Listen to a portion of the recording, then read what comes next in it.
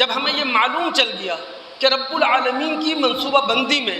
ہم انسانوں کو جو زندگی دی گئی ہے یہ دائمی زندگی دی گئی ہے، ہمیشہ کی زندگی دی گئی ہے، دنیا کے اندر جو زندگی ہم گزار رہے ہیں، زندگی کے ایام گزار رہے ہیں، یہ دائمی زندگی کا ایک قطرہ ہے، اس سے زیادہ کچھ نہیں۔ تو اب تمام مسلمانوں نے، ہم تمام کلمہ گو لوگوں نے قرآن کی روشنی میں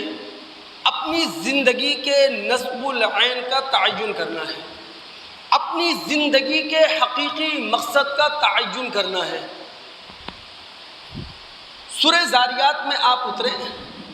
اس کی آیت نمبر 56 کا آپ مطالعہ کریں۔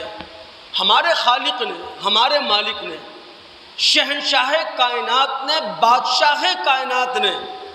ہمیں بتا دیا ہے کہ ہماری زندگی کا نصب العین کیا ہونا چاہیے، ہماری زندگی کا حقیقی مقصد کیا ہونا چاہیے۔ رب العالمین فرماتے ہیں وَمَا خَلَقْتُ الْجِنَّ وَالْإِنسَ إِلَّا لِيَعْبُدُونَ، کہ میں نے جنوں اور انسانوں کو اپنی بندگی کے لیے پیدا کیا ہے،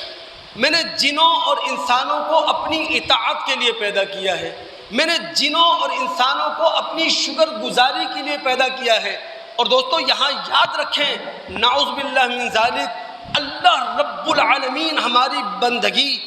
ہماری اطاعت، ہماری شکر گزاری کا محتاج نہیں ہے، بلکہ بندے جب اللہ رب العالمین کی بندگی کریں گے، اللہ رب العالمین کی اطاعت کریں گے، اللہ رب العالمین کی شکر گزاری کریں گے تو آسمانی بادشاہت کے درجات بلند کروائیں گے،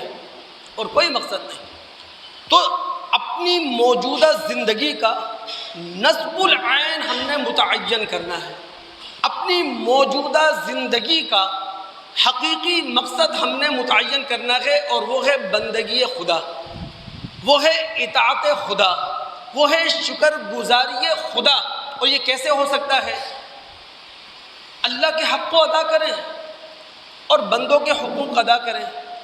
اللہ کا حق نماز پڑھ کے ادا کرتے ہیں ہم، اللہ کا حق ذکر و اذکار کر کے ادا کرتے ہیں، اور بندوں کا حق حسن سلوک،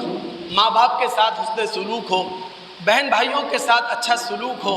رشتہ داروں کے ساتھ اچھا سلوک ہو، پڑوسیوں کے ساتھ، محلے داروں کے ساتھ، اپنے پاکستانیوں کے ساتھ، پاکستان سے باہر کی دنیا کے ساتھ، سب کے ساتھ حسن سلوک کا رویہ رکھے۔